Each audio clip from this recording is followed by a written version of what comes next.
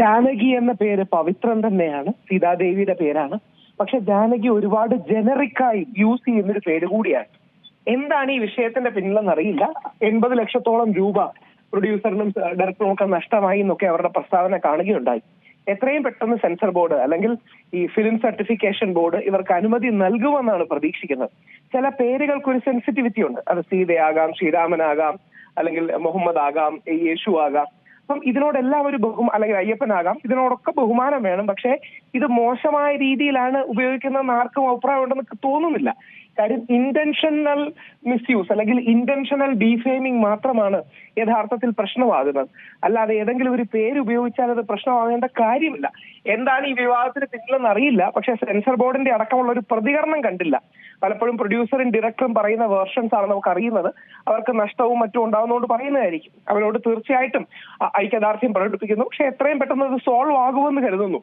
ശ്രീ സുരേഷ് ഗോപിയെ പോലെ നമ്മുടെ സംസ്കാരമൊക്കെ ഇത്ര ആഴത്തിൽ അറിയുന്ന ഒരു വ്യക്തി ഏതെങ്കിലും രീതിയിൽ ജാനകി എന്ന പേരിനെ മോശമാക്കാൻ കൂട്ടുനിൽക്കുമെന്ന് നമുക്ക് ചിന്തിക്കാൻ പോലും കഴിയില്ല. അതുകൊണ്ട് എന്താ വിഷയം എന്നറിയില്ല. എത്രയും പെട്ടെന്ന് സോൾവ് ആകട്ടെ എന്നാണ് പ്രതീക്ഷ. തീർച്ചയായും നമ്മൾ ഇതിനു മുൻപും കണ്ടതാണ് നിരവധി സിനിമകളിൽ സെൻസർ ബോർഡ് കൈകടത്തുന്നത്. എമ്പുരാൻ പോലുള്ള സിനിമകളടക്കം ഈ പ്രദർശനത്തിന് എത്തിയ ശേഷം ഉണ്ടായ പുകിലുകളൊക്കെ നമ്മൾ കണ്ടതാണ്. അങ്ങനെ നോക്കുമ്പോൾ സെൻസർ ബോർഡ് ഈ ആവിഷ്കാര സ്വാതന്ത്ര്യത്തിന് മേൽ വലിയ രീതിയിൽ തന്നെ കടന്നു കയറുകയല്ലേ ഈ സമീപകാലങ്ങളിലായി? അല്ല, ആവിഷ്കാര സ്വാതന്ത്ര്യം അപരിമിതമല്ല. ഫ്രീഡം ഓഫ് എക്സ്പ്രഷൻ എന്ന് പറയുന്നത് പരിധികളില്ലാത്തൊരു കാര്യമല്ല. ഫ്രീഡത്തോടൊപ്പം എന്നും അല്ലെങ്കിൽ ലിബർട്ടിയോടൊപ്പം എന്നും റെസ്പോൺസിബിലിറ്റി ഉണ്ടാകണം. ക്രിയേറ്റിവിറ്റിയോടൊപ്പം എന്നും സെൻസിറ്റിവിറ്റി ഉണ്ടാകണം.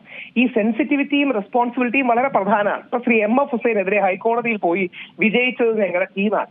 അദ്ദേഹം നമ്മുടെ ഹിന്ദു ദേവി ദേവന്മാരെയൊക്കെ ചിത്രീകരിച്ച വിഷയത്തിൽ ഞാനടക്കം ഒരുപാട് പേർക്ക് പ്രതിഷേധം ഉണ്ടായിരുന്നു. നമ്മൾ ഹൈക്കോടതിയിൽ പോയി രാജാരിവർമ്മ പുരസ്കാരം കൊടുക്കുന്നത് തടയുകയും മറ്റും ഉണ്ടായി. അത് ശ്രീ MF ഹുസൈനെ ആദരവോടെ കാണുന്നു. പക്ഷെ അദ്ദേഹത്തിന്റെ പെയിന്റിങ്സിനോട് ചിലതിനോടാണ് എതിർപ്പ്. അതുകൊണ്ട് അപരിമിതമായ ആവിഷ്കാര സ്വാതന്ത്ര്യം എവിടെയില്ല.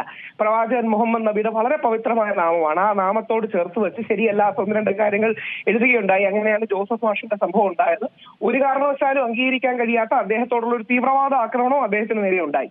അപ്പോൾ അത്തരം കാര്യങ്ങൾ നമ്മൾ ഒരു മിതത്വവും മയവും ഒക്കെ പാലിക്കണം. നമ്മുടെ സമൂഹത്തിൽ വ്യത്യസ്ത സമുദായങ്ങളുണ്ട്, വിശ്വാസങ്ങളുണ്ട്.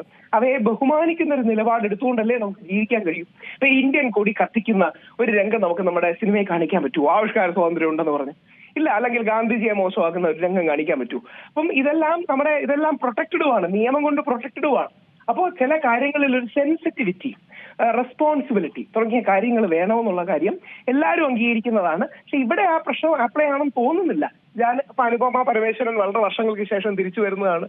ശ്രീ സുരേഷ് ഗോപി അടക്കം വളരെ പ്രഗത്ഭമായി ഉള്ള ഒരു സിനിമയാണ്. അപ്പൊ എന്ത് പറ്റിയെന്നറിയില്ല. അവർക്ക് എന്തായാലും പെട്ടെന്ന് ഒരു റിലാക്സേഷൻ കിട്ടട്ടെ. ശ്രീ രാഹുൽ ഈശ്വർ കേൾക്കുന്നുണ്ടോ? കേൾക്കാം.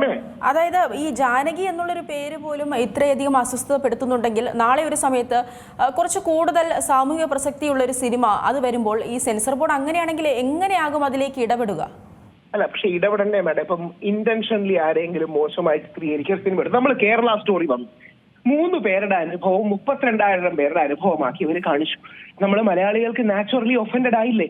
നമ്മുടെ അടക്കം പല സംഘടനകളും അതിനെതിരെ പ്രതിഷേധം വന്നില്ലേ? എന്തുകൊണ്ടാണ്? ആവിഷ്കാര സ്വാതന്ത്ര്യമാണ്, 32,000 ആക്കി കള്ളം പറയാം എന്ന് നമുക്ക് പറയാൻ പറ്റൂ? അപ്പൊ സെൻസർ ബോർഡും സെൻട്രൽ ബോർഡ് ഓഫ് ഫിലിം സർട്ടിഫിക്കേഷനും ആവശ്യമാണ്.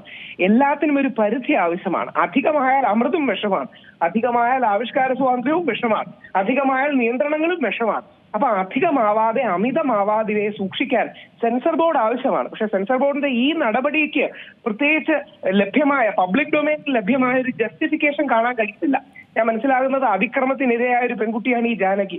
ആ ജാനകിയാണ് ഈ ജാനകി വേഴ്സസ് സ്റ്റേറ്റ് ഓഫ് കേരളയിൽ വരുന്നത്. സുരേഷ് ഗോപി അവരുടെ അഡ്വക്കേറ്റ് ആണെന്നൊക്കെയാണ്. ഇനിയും അതിനുള്ളിൽ എന്തെങ്കിലും സാമുദായികമായ റെഫറൻസ് ഉണ്ടോ, മതപരമായ റെഫറൻസ് ഉണ്ടോ തുടങ്ങിയ കാര്യങ്ങൾ നമുക്ക് അറിയില്ല. അപ്പോ എന്താണെന്നുള്ളതിനൊരു ക്ലാരിറ്റി നൽകേണ്ടത് എനിക്ക് തോന്നുന്നു ഹൈക്കോടതിയിൽ ഒരു അഫിഡവിറ്റ് കൊടുക്കുമ്പോൾ അവരത് വ്യക്തമാക്കുമായിരിക്കും. പക്ഷേ പ്രഥമ ദൃഷ്ടിയ പ്രശ്നം ഇല്ലെന്നാണ് തോന്നുന്നത്. കാര്യം ജാനകി എന്ന പേര് ഒരുപാട് പേർക്കുണ്ടല്ലോ. Janaki versus state of Kerala എന്ന് ഇടുകയാണെങ്കിൽ യാതൊരു തെറ്റുമില്ല എന്നാണ് പ്രഥമ ദൃഷ്ടിയ തോന്നുന്നത്. Subject to correction and condition by CBS. ഏറ്റവും പുതിയ വാർത്തകളും വിശേഷങ്ങളും വിരൽ തുമ്പിലറിയാൻ Zee മലയാളം ന്യൂസ് എല്ലാ ഡിജിറ്റൽ പ്ലാറ്റ്ഫോമുകളിലും ലഭ്യം.